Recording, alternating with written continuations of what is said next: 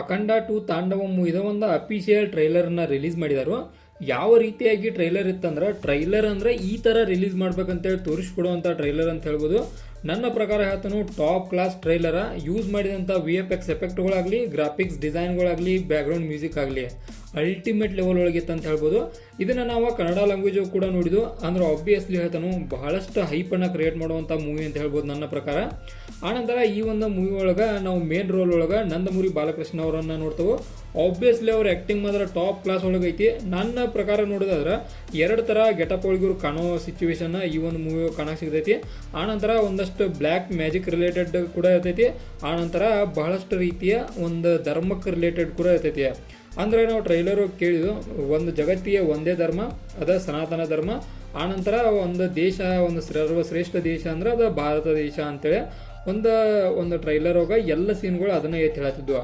ಅಂದ್ರೆ ಏನು ಒಂದು ಸಿಚುವೇಶನ್ ಇರ್ತದೆ ಅಂದ್ರೆ ಮೂವಿ ಒಳಗೆ ಟ್ರೈಲರ್ ಪ್ರಕಾರ ನೋಡೋದಾದ್ರೆ ಆಬ್ವಿಯಸ್ಲಿ ನಮ್ಮ ಸನಾತನ ಧರ್ಮವನ್ನು ಅಥವಾ ನಮ್ಮ ಭಾರತವನ್ನು ಒಂದು ಹಾಳು ಮಾಡೋಕೆ ಉದ್ದೇಶದಿಂದ ಬೇರೆ ದೇಶದಿಂದ ಅಥವಾ ನಮ್ಮ ಒಳಗೆ ಇರುವಂಥ ಒಂದಷ್ಟು ಜನಗಳು ಟ್ರೈ ಮಾಡತ್ತಾರೋ ಅವರ ವಿರುದ್ಧವಾಗಿ ನಮ್ಮ ನಂದಮುರಿ ಬಾಲಕೃಷ್ಣ ಅವರ ಹೋರಾಡ್ತಾರೋ.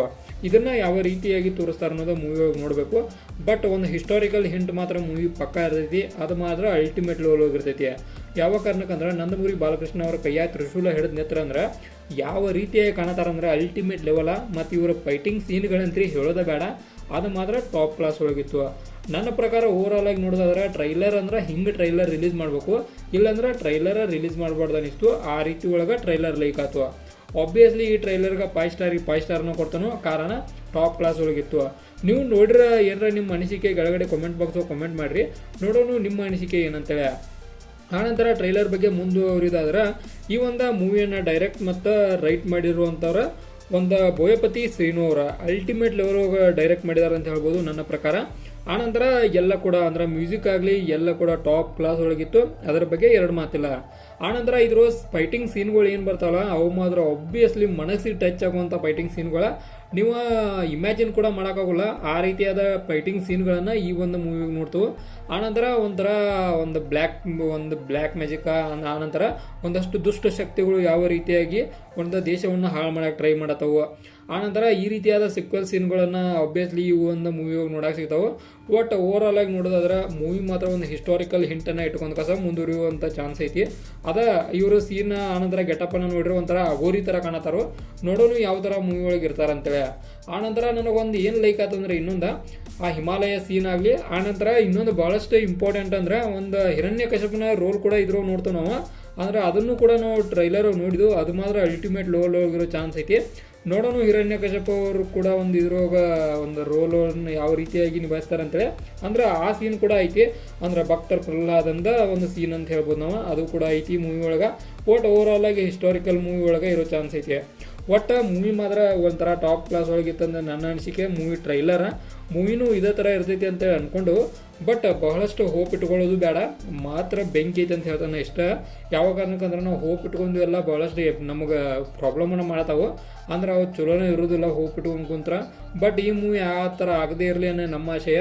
ಯಾವ ಕಾರಣಕ್ಕಂದ್ರೆ ನಂದಮುರಿ ಬಾಲಕೃಷ್ಣ ಅವರು ಫಸ್ಟ್ ಟೈಮ್ ಈ ಥರ ಒಂದು ಮೂವಿಯನ್ನು ಕೈ ಹಾಕಿದರು. ನೋಡೋಣ ಮೂವಿ ಯಾವ ಥರ ಇರ್ತದೆ ಅಂತೇಳಿ ಒಂದು ಮೂವಿ ರಿಲೀಸ್ ಪಕ್ಕ ಗುರ್ದಾಕೈತಿ. ಒಟ್ಟು ನನ್ನ ಪ್ರಕಾರ ಹೇಳ್ತಾನೆ ಟ್ರೈಲರ್ ಮಾತ್ರ ಟಾಪ್ ಕ್ಲಾಸ್ ಇತ್ತು ಅಂತೇಳಿ. ಇದು ಲಾಸ್ಟ್ ಫೈನಲ್ ಸ್ಟೇಟ್ಮೆಂಟ.